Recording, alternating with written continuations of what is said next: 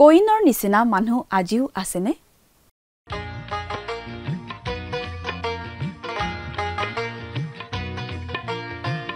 আজিৰে পবিত্ৰ ক্ষণতে উজলি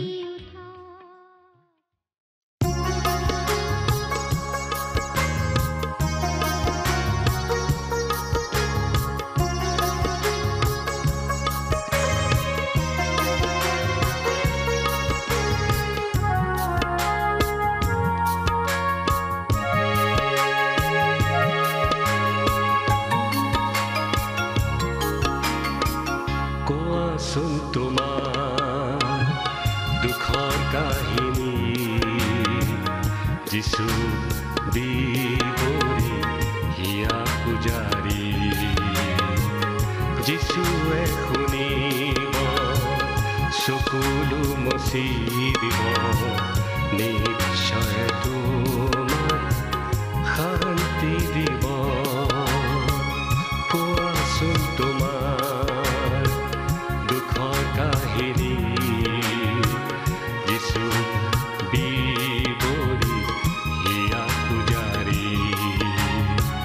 যিশুৱে শুনিব চকুলো মচি দিব নিশ্চয় তোমাক শান্তি দিব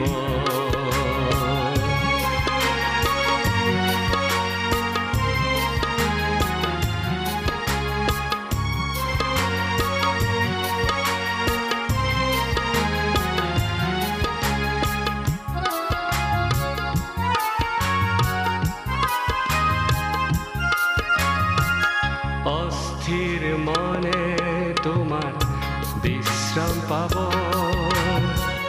ভাৰাক্ৰান্ত জনে জিৰণি পাব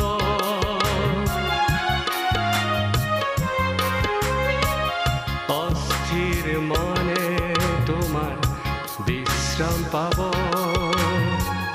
ভাৰাক্ৰান্ত জনে জিৰণি পাব যিশুৰ কাষলে আহিলে বিমুখ নকৰিব তেওঁৰ সেই শান্তি তোমাতে ৰ'ব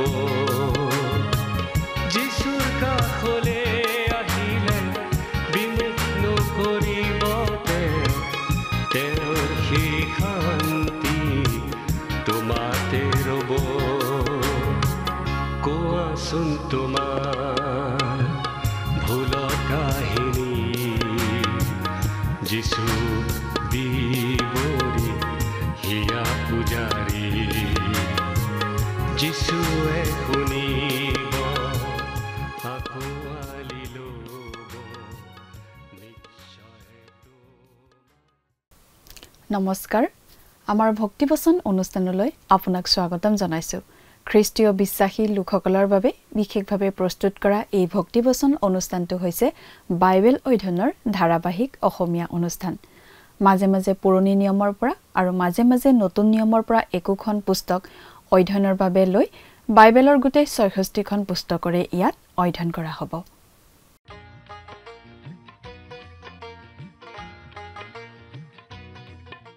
প্ৰিয় দৰ্শক, আপুনি যদি আমাৰ আগৰ অনুষ্ঠানটো শুনিছিল তেনেহলে আপোনাৰ নিশ্চয় মনত আছে যে আমি এতিয়া বাইবেলৰ নতুন নিয়ম খণ্ডৰ যিহুদাৰ পত্ৰ নামৰ পুস্তকখন অধ্যয়ন কৰি আছো। যোৱা অনুষ্ঠানত আমি এই যিহুদাৰ পত্ৰ পুস্তকখনৰ ৯ নম্বৰ পদটো পঢ়ি তাৰ ভিত্তিত আগবঢ়োৱা আলোচনা শুনিবলৈ পাইছিলো। আজিৰ অনুষ্ঠানত আমি এই যিহুদাৰ পত্ৰ পুস্তকখনৰ ১০ আৰু ১১ নম্বৰ পদ দুটা পঢ়ি তাৰ ভিত্তিত আগবঢ়োৱা আলোচনা শুনিবলৈ পাম। বিশ্বাসভ্ৰষ্ট শিক্ষকসকলে প্ৰভুত্বক অৱহেলা কৰে, কৰ্তৃত্বত থকা লোকসকলৰ বিৰুদ্ধে নিন্দা কৰে। সেই কথাটোৰ বিপৰীতে যিহুদাই এটা উদাহৰণ দিছে। মুচিৰ শৰীৰটো লৈ শয়তান আৰু প্ৰধান স্বৰ্গদূত মিখাইলৰ মাজত বিবাদ হৈছিল। সেই সময়ত মিখাইলৰ যি আচৰণ আছিল সেই কথাটো অতি গুৰুত্বপূৰ্ণ। শয়তান ঈশ্বৰৰ প্ৰতি অবাধ্য হৈ পতিত হোৱা স্বৰ্গদূত আছিল। তথাপি মিখাইলে মুচিৰ মৃতদেহৰ বিষয়ে বিবাদ কৰাৰ সময়ত শয়তানৰ মৰ্যাদাক আঘাত কৰিব পৰা বাক্য ব্যৱহাৰ কৰা নাছিল। মিখাইলে শয়তানৰ বিৰুদ্ধে কোনো ধৰণৰ অভদ্ৰ আচৰণ কৰা নাছিল। বহুতো বিশ্বাসীয়ে আনকি ঈশ্বৰৰ আগত প্ৰণাম কৰিবলৈও শিকিব পৰা নাই আমি মনত ৰখা উচিত যে আমি তেওঁৰ সৃষ্ট জীৱ আৰু তেওঁ হৈছে আমাৰ সৃষ্টিকৰ্তা তেওঁ কৰা যিকোনো কামৰ বিষয়ে প্ৰশ্ন কৰাৰ অধিকাৰ আচলতে আমাৰ নাই আমি যিকোনো এজন লোককে তৎক্ষণাত বিশ্বাস কৰি নলওঁ অচিনাকি লোকৰ লগত বহুবাৰ কথা পাতো আৰু জানিব বিচাৰো তেওঁলোকৰ বিষয়ে ঈশ্বৰ হৈছে সৃষ্টিকৰ্তা তেওঁ আমাৰ মুক্তিদাতাও তেওঁই আমাক ভাল পায় কিন্তু আমাৰ ঈশ্বৰ পবিত্ৰ আৰু উচ্চ তেওঁ এজন ন্যায়পৰায়ণ আৰু ধাৰ্মিক ঈশ্বৰ তেওঁ কেতিয়াও কোনো ভুল নকৰে তেওঁ কৰা সকলো কামে সঠিক আৰু সেয়েহে আমি তেওঁ বিশ্বাস কৰিব পাৰো সকলো সময়তে কোনো সন্দেহ নথকাকৈ বহুতো কথা আছে যিবোৰৰ বিষয়ে আমি ভালদৰে জানিব নোৱাৰো আমি চকুৰে দেখা হাতেৰে চুই চাব পৰা বস্তু বা বিষয় কিছুমান আছে যিবোৰ হয়তো বুজিবলৈ সহজ কিন্তু কিছুমান বস্তু তেনেদৰে বুজাই দিব নোৱাৰি আৰু হয়তো কিছুমান কথা জানিবও নোৱাৰি কিন্তু সেই বিশ্বাসভ্ৰষ্ট ভুৱা শিক্ষকসকলৰ বিষয়ে যিহুদাই কৈছে যে এই মানুহবোৰে কেৱল জাগতিক কথাবোৰ জানিব পৰা সকলো কথা জানে বুলি ভাবে আৰু এইবোৰত নিজকে দুৰ্নীতিগ্ৰস্ত কৰে তেওঁলোকে সকলো কথা জানে বুলি আনৰ আগত দেখুৱাব খোজে আৰু আনক অপথে নিয়ে প্ৰিয় দৰ্শক কথাবোৰ অধিক বহলাই চাবলৈ আহকচোন এতিয়া আমি মূল আলোচনাটোৰ মাজলৈ আগবাঢ়ি যাওঁ প্ৰিয় শ্ৰোতা এতিয়া আমি যিহুদাৰ পত্ৰৰ 10 নম্বৰ পদটোৰ পৰা আমাৰ আলোচনা আৰম্ভ কৰিম বাইবেলৰ পৰা পাঠ কৰি দিম যিহুদাৰ পত্ৰ 10 নম্বৰ পদ ইয়াত এনেদৰে লিখা আছে কিন্তু তেওঁবিলাকে যিহক নাজানে তাক নিন্দা কৰে আৰু জ্ঞানহীন পশুবোৰৰ দৰে তেওঁবিলাকে যিহক স্বাভাৱিক ৰূপে জানে তাতেই নষ্ট হয় আমি এই পদটো আমাৰ সাধ্যানুসাৰে বুজাবলৈ চেষ্টা কৰিম কাৰণ এই পদটো এই পত্ৰখনৰ এটা অতি গুৰুত্বপূৰ্ণ পদ ইয়াত যিহুদাই তেওঁবিলাকে নিন্দা কৰে বুলি কওঁতে বাৰু কি বুজাইছে সেই বিশ্বাসভ্ৰষ্ট ভুৱা শিক্ষকসকলে নিন্দা কৰে মূল গ্ৰীক শব্দটো হৈছে ব্লাছফেমিও আৰু তাৰ পৰাই ইংৰাজী শব্দ ব্লাছফেমি ওলাইছে অৰ্থাৎ নিন্দা অৰ্থাৎ সেই ভ্ৰষ্ট বিশ্বাসীসকলে নিন্দা কৰে পদটো আকৌ পঢ়ি দিছোঁ শুনিবচোন কিন্তু তেওঁবিলাকে যিহক নাজানে তাক নিন্দা কৰে আৰু জ্ঞানহীন পশুবোৰৰ দৰে তেওঁবিলাকে যিহক স্বাভাৱিক ৰূপে জানে তাতেই নষ্ট হয় ইয়াত জনা আৰু নজনা বুলি যি দুবাৰ অনুবাদ কৰা হৈছে আচলতে যিহুদাই দুটা বেলেগ বেলেগ শব্দ ব্যৱহাৰ কৰিছিল কিন্তু দুয়োটা শব্দকেই জনা বুলি অনুবাদ কৰা হৈছে আৰু সেই কথাটো গম নাপালে যিহুদাই আচলতে ইয়াত কি বুজাব খুজিছে সেইটো ভালদৰে বুজি পাব নোৱাৰি প্ৰথম জনা কথাটো আহিছে মূল গ্ৰীক শব্দ এইডৰ পৰা আৰু এইড কথাটোৱে বুজায় অদৃশ্য বিষয়ৰ ক্ষেত্ৰত মানসিক ধাৰণা জ্ঞান আৰু বোধ এনেদৰেই এজন পণ্ডিতে ব্যাখ্যা কৰিছে জ্ঞান মানে আমি এটা টেষ্ট টিউবত বাকি দিব পৰা নাইবা অনুবীক্ষণ যন্ত্ৰেৰে চাব পৰা বিষয়তেই সীমাবদ্ধ নহয় যদিও বহুতে তেনেকুৱা বুলিয়েই ভাবে জীৱনৰ সূক্ষ্ম বিষয়বোৰ আমি অনুবীক্ষণ যন্ত্ৰেৰে চাব নোৱাৰোঁ টেষ্ট টিউবতো ভৰাব নোৱাৰোঁ উদাহৰণস্বৰূপে সুন্দৰ সংগীত এটা আমি অনুবীক্ষণ যন্ত্ৰত ভৰাবলৈ চেষ্টা কৰিব পাৰিমনে নাইবা টেষ্ট টিউবত ৰাখিব পাৰিম জানো সংগীত শব্দত পৰিণত কৰিব পাৰিব লাগিব আৰু কাণেৰে শুনিব পাৰিব লাগিব সেই সংগীত আমি কাণেৰে শুনিব লাগে কিন্তু চকুৰে চাব নোৱাৰি আচলতে ই অদৃশ্য বস্তু অনুভৱ কৰা বস্তু প্ৰেমো অদৃশ্য আমি প্ৰেম অনুবীক্ষণ যন্ত্ৰৰ সহায়ত চাব নোৱাৰোঁ আৰু বিশ্বাসো আপুনি অনুবীক্ষণ যন্ত্ৰেৰে চাব নোৱাৰে প্ৰিয় শ্ৰোতা আমি বহুতো কথা জানো আৰু সেইবোৰ আমি পৰীক্ষাগাৰত প্ৰমাণ কৰি চাব নোৱাৰোঁ আৰু সেইবোৰ পৰীক্ষাগাৰত প্ৰমাণ কৰি নোচোৱাকৈও আমি সেইবোৰ কথা জানো আৰু বিশ্বাস কৰোঁ আমি সেইবোৰ জানো কাৰণ আমি সেইবোৰ অভিজ্ঞতা লাভ কৰিছোঁ আৰু পবিত্ৰ আত্মাই সেইবোৰ আমাৰ হৃদয়ত বাস্তৱ কৰি তুলিছে কিন্তু তেওঁলোকে যিহক নাজানে তাক নিন্দা কৰে আমি আগতে এজন আধুনিকতাবাদী প্ৰচাৰকৰ কথা উল্লেখ কৰিছিলোঁ আৰু তেওঁ যীশুখ্ৰীষ্ট মৃত্যুৰ পৰা পুনৰুত্থিত হোৱা কথাটো বিশ্বাস নকৰে বুলি কৈছিল আৰু হয়তো ভাবিছিল যে তেওঁ অতি মেধাৱী মানুহ অতি চোকা মানুহ কিন্তু আমি ক'ব খোজোঁ তেওঁ যিমানেই মেধাৱী নহওক কিয় তেওঁ নজনা নুবুজা কথাও বহুত আছে। জনা কথাটো বুজাবলৈ যীহুদাই ইয়াত ব্যৱহাৰ কৰা দ্বিতীয় শব্দটো হৈছে এপেষ্টামাই, আৰু ইয়াৰ অৰ্থ হৈছে বুজি পোৱা।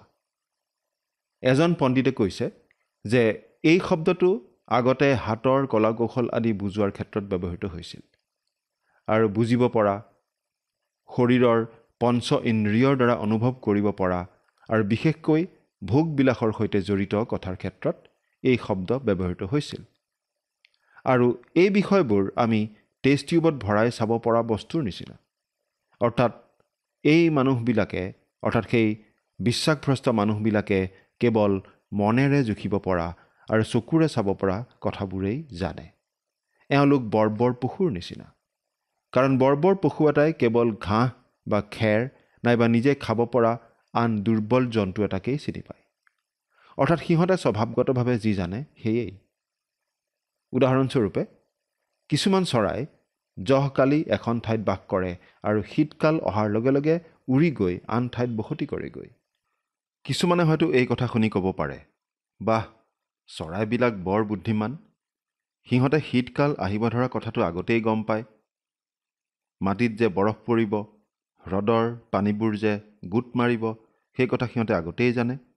গতিকে চৰাইবোৰে শীতকাল অহাৰ আগে আগে উত্তৰৰ পৰা দক্ষিণলৈ উৰা মাৰে আৰু দক্ষিণত গৈ বাহ লয়। চৰাইবোৰ বিৰাট বুদ্ধিয়ক দেই। কিন্তু আচলতে সেই চৰাইবোৰ একো বুদ্ধিমান নহয়। সিহঁতে একোটা বৰ্বৰ জন্তুৰ দৰেই চলাফিৰা কৰে। স্বভাৱগতভাৱেই সিহঁতে তেনেদৰে এঠাইৰ পৰা আন ঠাইলৈ উৰি যায়। স্বভাৱগতভাৱে চৰাই উৰি যোৱাৰ নিচিনাকৈয়েই সেই বিশ্বাসভ্ৰষ্ট মানুহবোৰে চলাফিৰা কৰে। কোনো বুজাৰ কথা নাই, জ্ঞানৰ কথা নাই। আজি যিবোৰ মানুহে টেষ্ট টিউবত ভৰাই পৰীক্ষা কৰি চাব পৰা বস্তুবোৰহে বিশ্বাস কৰাটো বুদ্ধিমানৰ কাম বুলি ভাবে, সেই মানুহবোৰ আচলতে বুদ্ধিয়ক নহয়। বৰ্বৰ জন্তু এটাই যিদৰে একো বুজি নাপায়, তেনেকৈ তেওঁলোকেও আচলতে একো বুজি নাপায়। তেনে মানুহ জ্ঞানৰ উচ্চ পৰ্যায়লৈ উন্নীত হোৱা নাই। এই উচ্চ পৰ্যায়ৰ জ্ঞানক পাচনি পৌলে চিচেপিগ্ন বুলি কৈছে। তেওঁ কৈছে, তোমালোকে জানিব পাৰা যে বাইবেল ঈশ্বৰৰ বাক্য। তোমালোকে জানিব পাৰা যে যীশু জগতৰ পৰিত্ৰাতা। যীহুদাই ইয়াত যি বিশ্বাসভ্ৰষ্ট মানুহবিলাকৰ কথা কৈছে, তেওঁবিলাকে জাগতিক বিষয়বস্তুবোৰ জানিয়েই সকলো কথা জনা বুলি ভাবি থাকে, জানিব পৰা সকলো কথা জনা বুলি ভাবি থাকে, আৰু এইবোৰ বিষয়তেই তেওঁলোকে নিজক প্ৰদূষিত কৰি থাকে। যীহুদাই বিশ্বাসভ্ৰষ্ট লোকসকলৰ এনে এখন ছবিয়েই আমাৰ আগত দাঙি ধৰিছে। এতিয়া আমি তিনিজন ব্যক্তিৰ বিষয়ে পঢ়িবলৈ পাম: কয়িন, বিলিয়ম আৰু কোৰহ। 11 নম্বৰ পদটো পঢ়ি দিম। তেওঁবিলাক সন্তাপৰ পাত্ৰ, কিয়নো তেওঁবিলাকে কয়িনৰ পথত গমন কৰিলে আৰু বেচৰ অৰ্থে বিলিয়মৰ ভ্ৰান্তিৰূপ পথত লৰ ধৰিলে, আৰু কোৰহৰ প্ৰতিবাদত তেওঁবিলাক বিনষ্ট হ'ল। যীহুদাই ইতিমধ্যে আমাক বিশ্বাসভ্ৰষ্টতাৰ উদাহৰণ হিচাপে তিনিটা দল বা গোটৰ কথা কৈ আহিছে। ইছৰাইলৰ লোকবিলাকৰ কথা কৈছে, বিদ্ৰোহ কৰা স্বৰ্গদূতবিলাকৰ কথা কৈছে, আৰু ছডোম আৰু গমোৰাৰ কথা তেওঁ আমাক কৈছে। আৰু এতিয়া আমাক দৃষ্টান্তস্বৰূপে আৰু তিনিটা উদাহৰণ তেওঁ দিছে, আৰু উদাহৰণ তিনিটা হৈছে তিনিগৰাকী ব্যক্তিৰ বিষয়ে। তেওঁবিলাক সন্তাপৰ পাত্ৰ। ইয়াত সন্তাপ বুলি অনুবাদ কৰা হৈছে গ্ৰীক ভাষাৰ অৱাই শব্দটো। মন কৰকচোন, এই শব্দটোৰ উচ্চাৰণটোতেই বিলাপৰ কথাটো সোমাই আছে। আয়ৈ আয়ৈ এনেদৰে যেন কোনোবাই বিলাপ কৰিছে, এনেকুৱা নালাগেনে বাৰু? এইটোৱে অতি দুখ বেজাৰৰ বিলাপ, নতুবা সকলো হেৰাই যোৱাৰ ক্ৰন্দন বুজায়। ইয়াত আচলতে সকলো হেৰাই যোৱাৰ দুখত কন্দা ভাৱ এটা ফুটি উঠিছে যদিও ইয়াত আচলতে দুয়োটা কথাই সোমাই আছে। যীহুদাই ইয়াত যি বিশ্বাসভ্ৰষ্টসকলৰ উল্লেখ কৰিছে, তেওঁলোকৰ সন্তাপ হ'ব বুলি কৈছে, কিয়নো তেওঁবিলাকে কয়িনৰ পথত গমন কৰিলে। কয়িন ধৰ্মমনা মানুহ আছিল, কিন্তু তেওঁ জাগতিক চিন্তাধাৰাৰ মানুহ আছিল। তেওঁ ঈশ্বৰৰ অস্তিত্বত বিশ্বাস কৰিছিল আৰু ধৰ্মকৰ্মতো তেওঁ বিশ্বাস কৰিছিল, কিন্তু তেওঁ সেই সকলোবিলাক নিজৰ মতে কৰিছিল। তেওঁ যে পাপী সেই কথাটো তেওঁ মানি লোৱা নাছিল। তেজৰ জৰিয়তে যি মুক্তি, সেই মুক্তি তেওঁ অগ্ৰাহ্য কৰিছিল আৰু তেওঁ নিজৰ পথেৰে ঈশ্বৰৰ ওচৰলৈ আহিব পাৰিব বুলি ভাবিছিল। ইব্ৰী পুস্তকৰ 11 নম্বৰ অধ্যায়ৰ 4 নম্বৰ পদত আমাক হেবল আৰু কয়িনৰ গোটেই কথাখিনি বুজাই দিয়া হৈছে এনেদৰে: বিশ্বাসৰ গুণে হেবলে ঈশ্বৰৰ উদ্দেশ্যে কয়িনতকৈ উত্তম বলিদান উৎসৰ্গ কৰিলে, আৰু তাৰ দ্বাৰাই তেওঁ যে ধাৰ্মিক ইয়াৰে সাক্ষ্য পালে। অৰ্থাৎ ঈশ্বৰে তেওঁৰ উপহাৰৰ বিষয়ে সাক্ষ্য দিছিল, আৰু তাৰ দ্বাৰাই তেওঁ মৃত হৈও এতিয়ালৈকে কথা কৈ আছে। কয়িন মৃত, কিন্তু তথাপি কথা কয়। কয়িনৰ পথ হৈছে সৰু মেৰ পোৱালি এটা বলি দিবলৈ অস্বীকাৰ কৰা মানুহৰ পথ, যি মেৰ পোৱালীয়ে খ্ৰীষ্টলৈ আঙুলিয়ায়। অৰ্থাৎ কয়িনে বিশ্বাসেৰে ঈশ্বৰৰ ওচৰলৈ অহা নাছিল। ঈশ্বৰে কৈছিল, মানুহে বলি দিবলৈ সৰু মেৰ পোৱালি এতিয়া আনিব লাগিব। তেজ উলিওৱা নহ'লে পাপমোচন নহয়, আৰু পাপৰ বেচ দিবই লাগিব। ঈশ্বৰে কোৱা সেই কথা কয়িনে বিশ্বাস কৰা নাছিল। কয়িনে ভাবিছিল তেওঁ নিজৰ পথেৰেই ঈশ্বৰৰ আগলৈ যাব পাৰিব বুলি। আৰু আজি বিশ্বাসভ্ৰষ্ট লোকবিলাকৰ ছবিখনো তেনেকুৱাই। বিশ্বাসভ্ৰষ্টসকলে নিজকে উদাৰপন্থী আৰু আধুনিকতাবাদী বুলি কয়, কিন্তু এই কথাটো আচলতে এডেনবাৰীৰ সমানেই পুৰণি বুলি আমি ক'ব পাৰোঁ। সেই এডেনবাৰীৰ দুৱাৰদলিতেই কয়িন আছিল আধুনিকতাবাদী আৰু উদাৰপন্থী। তেওঁ ধৰ্ম আৰু ঈশ্বৰক বিশ্বাস কৰিছিল, কিন্তু সকলোখিনি তেওঁ নিজৰ মতে কৰিছিল। ঈশ্বৰৰ ব্যৱস্থা মতে, ঈশ্বৰৰ মতে তেওঁ একো কৰা নাছিল। আৰু বেচৰ অৰ্থে বিলিয়মৰ ভ্ৰান্তিৰূপ পথত লৰ ধৰিলে। ইয়াত বিলিয়মৰ ভ্ৰান্তি বুলি কোৱা হৈছে। 2 পিতৰ 2 নম্বৰ অধ্যায়ৰ 15 নম্বৰ পদত ই হৈছে বিলিয়মৰ পথ, আৰু প্ৰকাশিত বাক্য 2 নম্বৰ অধ্যায়ৰ 14 নম্বৰ পদত কোৱা হৈছে বিলিয়মৰ তত্ত্ব বুলি। পাচনি পিতৰে লিখা 2খন পত্ৰত আমি দেখা পাওঁ যি বিষয়ে বা যি কথাই বিলিয়ম মানুহজনক নিহ কৰিছিল সেই বিষয়টোৰ কথা। অৰ্থাৎ বিলিয়ম আছিল লোভৰ দোষত দোষী, আৰু লোভ মানেই হৈছে প্ৰতিমা পূজা। তেওঁ আছিল ভাড়াতীয়া প্ৰচাৰক। তেওঁ নিজৰ বৰ ব্যৱহাৰ কৰি কম সময়তেই অধিক ধন উপাৰ্জন কৰিব খুজিছিল, যি বৰ তেওঁ নিশ্চয় ঈশ্বৰৰ পৰাই পাইছিল। এয়েই আছিল বিলিয়মৰ পথ, আৰু এয়া আছিল তেওঁৰ অধঃপতন। মানুহে অৱশ্যে টকা পইচাৰ বাহিৰে আন কিবা কিবিও বিচাৰিব পাৰে। মানুহে সমাজত আগস্থান বিচাৰিব পাৰে, জনপ্ৰিয়তা, খ্যাতি, প্ৰশংসা অথবা পদবীও বিচাৰিব পাৰে। এনে নানা ধৰণৰ বিষয়ে মানুহক বিলিয়মৰ পথেৰে লৈ যাব পাৰে। যীহুদাই কৈছে যে এইটো বিশ্বাসভ্ৰষ্টজনৰ এটা চিন। প্ৰকাশিত বাক্য পুস্তকত আমি পাওঁ বিলিয়মৰ তত্ত্বৰ কথা। গণনা পুস্তক 22 নম্বৰ অধ্যায়ৰ পৰা 25 নম্বৰ অধ্যায়ত আমি পাওঁ যে এওঁ ইছৰাইলীয়া লোকবোৰলৈ সাওপাত আনিব নোৱাৰিলে। গতিকে তেওঁ বালাকক এই বুলি ক'লে যে ইছৰাইলীয়াবিলাকৰ শিবিৰলৈ মোৱাবিয়া তিৰোতা কিছুমান পঠিয়াই মিশ্ৰ বিবাহৰ জৰিয়তে তেওঁবিলাকৰ পৰিয়াললৈ যৌন ব্যভিচাৰ আৰু প্ৰতিমা সেৱা আনিব পাৰিব। আমি এটা কথাৰ বিষয়ে নিশ্চিতভাৱে ক'ব পাৰোঁ যে আদি পুস্তকৰ পৰা একেবাৰে প্ৰকাশিত বাক্যলৈকে ঈশ্বৰে বিশ্বাসকাৰী আৰু বিশ্বাস নকৰাবিলাকৰ মাজত হোৱা মিশ্ৰিত বিবাহৰ বিৰুদ্ধেই কথা কৈ আহিছে। তেনে বিবাহ তেওঁ নিষেধ কৰি দিছে। আমি কোনো ধৰণৰ ভিত্তিতেই এনেধৰণৰ বিবাহ মানি ল'ব নোৱাৰোঁ। এইটো দুখৰ বিষয় যে আজি বেছিভাগ যুৱক যুৱতীকেই এই বিষয়ে সাৱধান কৰি দিয়া হোৱা নাই, আৰু এইবোৰে যথেষ্ট অসন্তুষ্টি আনিছে। এই যীহুদা পত্ৰত বিলিয়মৰ ভ্ৰান্তিৰ কথা কোৱা হৈছে, আৰু এই ভ্ৰান্তিটো এইয়ে যে বিলিয়মে ভাবিছিল যে ঈশ্বৰে ইছৰাইলীয় লোকবিলাকক তেওঁলোকৰ পাপৰ বাবে শাস্তি দিবই লাগিব। বিলিয়মে এই কথাটো বুজি পোৱা নাছিল যে স্বাভাৱিক নৈতিকতাৰ ওপৰত আন ধৰণৰ নৈতিকতা এটাও আছে।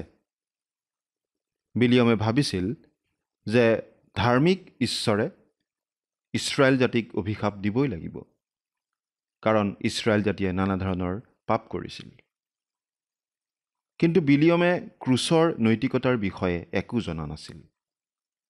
পুৰণি নিয়মত এই কথা শিকোৱা হৈছে যে ঈশ্বৰে তেওঁৰ কৰ্তৃত্ব বজাই ৰাখিব পাৰে আৰু সেই কৰ্তৃত্ব খটুৱাব পাৰে, কিন্তু তেওঁ সম্পূৰ্ণ ন্যায়বান হৈও থাকিব পাৰে, আৰু ন্যায়বান হৈ থাকিও বিশ্বাসকাৰী পাপীজনক ধাৰ্মিক বুলি তেওঁ পৰিগণিত কৰিব পাৰে।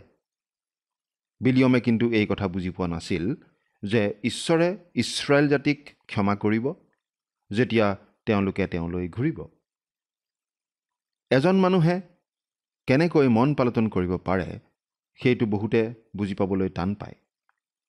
এজন বিখ্যাত প্ৰচাৰকে এই বুলি কৈছিল, মই বেংকত কাম কৰি থকা অৱস্থাতেই যেতিয়া খ্ৰীষ্টক গ্ৰহণ কৰিছিলোঁ আৰু ঈশ্বৰৰ পৰিচৰ্যা কৰিবলৈ অধ্যয়ন কৰিবলৈ যাব খুজিছিলোঁ, তেতিয়া মোৰ লগত একেলগে কাম কৰা মানুহবিলাকে বুজি পোৱা নাছিল মোৰ নিচিনা মানুহ এজনেনো কেনেকৈ পৰিচৰ্যাৰ বাবে অধ্যয়ন কৰিব পাৰোঁ সেই কথা। তেওঁলোকৰ বেছিভাগেই খ্ৰীষ্টীয় মণ্ডলীৰ সভ্য আছিল। অৱশ্যে তেওঁলোকে তেনেদৰে সন্দেহ প্ৰকাশ কৰাৰ যথেষ্ট স্থল নিশ্চয় আছিল। মোক যে ঈশ্বৰে ক্ষমা কৰিছে আৰু মই যে এটা নতুন জীৱন পাইছোঁ সেইটো তেওঁলোকে বুজিয়েই পোৱা নাছিল। তেওঁলোকে সেই কথাটো বিশ্বাস কৰা নাছিল। তেওঁলোকে সেই কথাটো ভাবিবই পৰা নাছিল বা বিশ্বাস কৰা নাছিল, কাৰণ কথাটো তেওঁলোকে বুজি পোৱা নাছিল। প্ৰিয় শ্ৰোতা, বিলিয়মৰ সমস্যাটো একেধৰণৰেই আছিল। আৰু কোৰহৰ প্ৰতিবাদত তেওঁবিলাক বিনষ্ট হ'ল। প্ৰিয় শ্ৰোতা, আপোনাৰ হয়তো মনত আছে যে কোৰহে মোচীৰ বিৰুদ্ধে এটা প্ৰতিবাদৰ নেতৃত্ব দিছিল। গণনা পুস্তক 16 নম্বৰ অধ্যায় চালে আপুনি সেই ঘটনা পঢ়িবলৈ পাব। গণনা পুস্তক 16 নম্বৰ অধ্যায়। কোৰহে এই বুলি মত প্ৰকাশ কৰিছিল যে কেৱল মোচীয়েই ঈশ্বৰৰ ওচৰ চপাৰ প্ৰৱেশাধিকাৰ পোৱা লোক নহয়। কোৰহে ঈশ্বৰে আনুষ্ঠানিকভাৱে স্থাপন কৰা কৰ্তৃত্ব অৰ্থাৎ মোচীৰ বিৰুদ্ধে প্ৰতিবাদ কৰিছিল। তেওঁ অতি পবিত্ৰ ক্ষেত্ৰত অনধিকাৰ প্ৰৱেশ কৰিব খুজিছিল। তেওঁ আচলতে এনেদৰে প্ৰশ্ন কৰিছিল, ঈশ্বৰে কেৱল মোচীকেই কথা কৈছেনে? মোচীয়ে নিজকে কি বুলি ভাবিছে? আচলতে মোচীয়ে নিজক কেতিয়াও ডাঙৰ কোনোবা মানুহ বুলি ভবা নাছিল। নাইবা তেওঁৰ কিবা অন্যায় অধিকাৰ থকা বুলিও তেওঁ ভবা নাছিল। বৰং তেওঁ মিছৰ দেশৰ পৰা ওলাই অহা লোকসকলৰ নেতা নহ'বলৈহে ইচ্ছা প্ৰকাশ কৰি আহিছিল। কিন্তু ঈশ্বৰেই মোচীক আহ্বান জনাইছিল সেই কামৰ বাবে, আৰু ঈশ্বৰেই মোচীক বিশেষ কৰ্তৃত্ব প্ৰদান কৰিছিল। আৰু এই কোৰহ নামৰ মানুহজনে সেই মোচীৰ বিৰুদ্ধে বিদ্ৰোহ কৰিছিল। তেওঁ মোচীৰ কৰ্তৃত্ব মানি লোৱা নাছিল। তেওঁ পুৰোহিতৰ পদবীটো হস্তক্ষেপ কৰিছিল আৰু তেওঁ মৃত্যু সাৱটি ল'ব লগা হৈছিল। গতিকে আন কথাত ক'বলৈ গ'লে কোৰহ আছিল এজন বিদ্ৰোহী মানুহ। তেওঁ আছিল ঈশ্বৰৰ বিৰোধী লোক।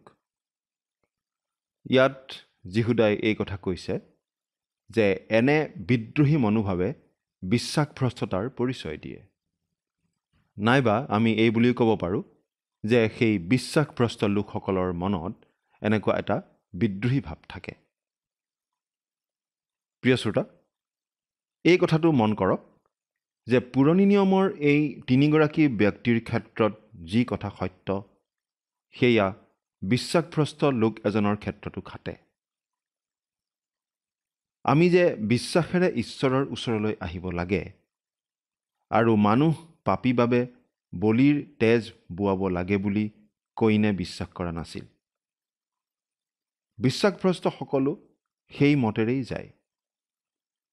বিলিয়মৰ ভ্ৰান্তিটো এয়ে আছিল যে পবিত্ৰ ঈশ্বৰে পাপৰ শাস্তি দিবই লাগিব আৰু পাপীক কেতিয়াও ক্ষমা কৰিব নোৱাৰি, এই বুলি বিলিয়মে ভাবিছিল।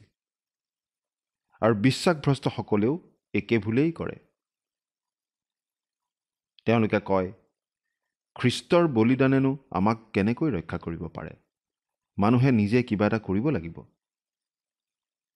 আৰু বিশ্বাসভ্ৰষ্টজনে কুৰহৰ নিচিনাকৈ ঈশ্বৰৰ বিৰোধিতা কৰে। তেওঁলোকে নিজে এনে কৰ্তৃত্ব দাবী কৰিব খোজে যি কৰ্তৃত্বৰ অধিকাৰী তেওঁলোক নহয়।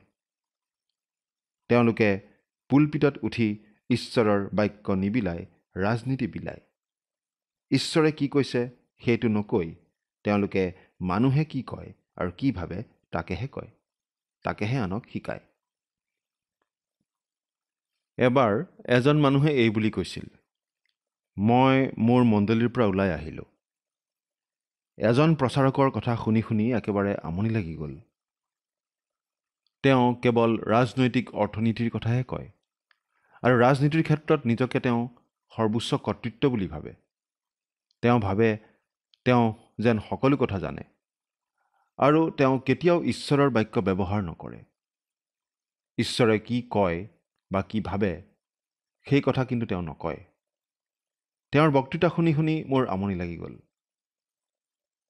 সেই মানুহজনৰ মণ্ডলীৰ বিষয়ে আমি একো নাজানিলেও এই কথাই ক'ব পাৰোঁ যে সেই প্ৰচাৰকজন বিশ্বাসভ্ৰষ্ট লোক, কাৰণ তেওঁৰ গাত বিশ্বাসভ্ৰষ্টতাৰ লক্ষণ আছে।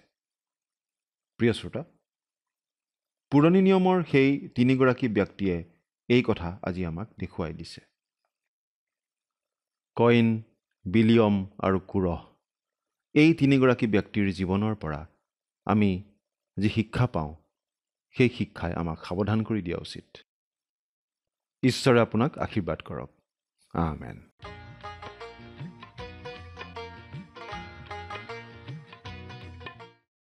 বিশ্বাসভ্ৰষ্ট শিক্ষকসকল কয়িনৰ পথত, বিলিয়মৰ পথত যায়। কয়িনে ঈশ্বৰক বিশ্বাস কৰিছিল আৰু ধৰ্মত বিশ্বাস কৰিছিল যদিও নিজৰ ইচ্ছামতে সেই কাম কৰিছিল।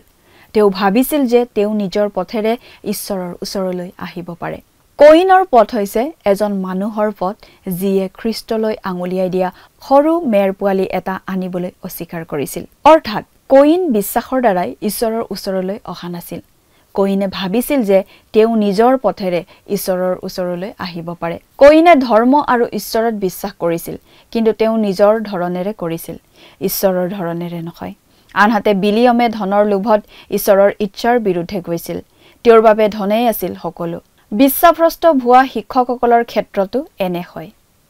প্ৰিয় দৰ্শক, আজিলৈ আমাৰ অনুষ্ঠানটো ইমানতে সামৰণি মাৰিব খুজিছোঁ।